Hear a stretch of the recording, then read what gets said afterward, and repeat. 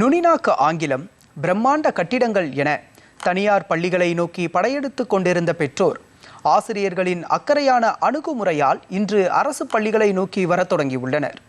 மகிழ்ச்சி ஏற்படுத்தும் இனிய சூழலை எதிர்நோக்கி வரும் மழலைகளுக்கு உண்மையிலேயே அரசு பள்ளிகளில் கிரீடம் அணிவித்து ராஜ மரியாதை அளிக்கப்படுகிறது.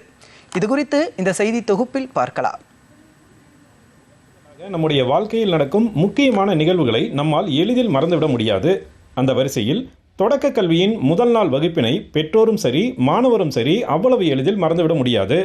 கட்டணம் ஏதுமின்றி கல்வி கற்பிப்பதால் அரசு பள்ளிகள் ஒரு சிலருக்கு சாதாரணமாக தோன்றலாம்.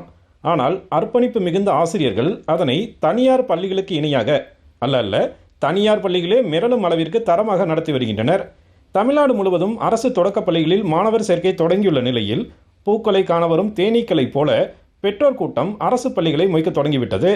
அரசு பள்ளிகளை நாடி வரும் குழந்தைகளுக்கு பள்ளியின் வாசலிலேயே ராஜ மரியாதை கிடைக்கிறது. 1ஆம் வகுப்பில் அடியெடுத்து வைக்கும் குழந்தைகளுக்கு கிரீடம் அணிவித்து ராஜ மரியாதையை அரசு பள்ளி ஆசிரியர்கள் அளிக்கின்றனர்.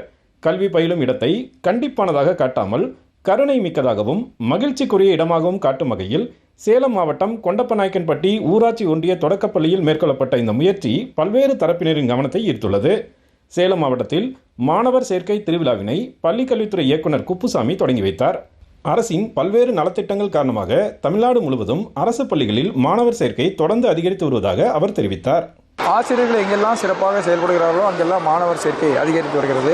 அரசு வழங்கியுள்ள பல்வேறு சலுகைகளின் அடிப்படையிலும் அரசு பள்ளிகளில் இருக்கின்ற வளங்களின் கற்றல் கற்பித்தல் பொருட்கள் கொண்ட வளங்களின் அடிப்படையிலையும் ஸ்மார்ட் கிளாஸ் போன்ற வகுப்பறைகளை ஏற்படுத்தி தந்தனாலையும் அரசு பள்ளிகளில் மாணவர் சேர்க்கை தொடர்ந்து அதிகரித்து வருகிறது.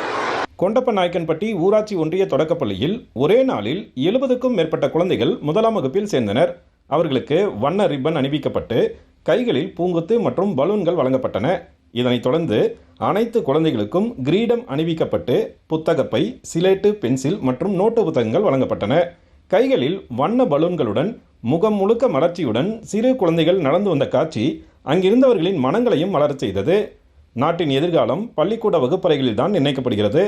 கட்டணமில்லாத கல்விச் சூழலை, தாய்மொழி கல்வியின் சிந்தனை திறன் மேம்பாட்டை உருவாக்குவதில் அரசு பள்ளிகள் எப்போதும் போல முதலிடத்தில் நிற்கின்றன.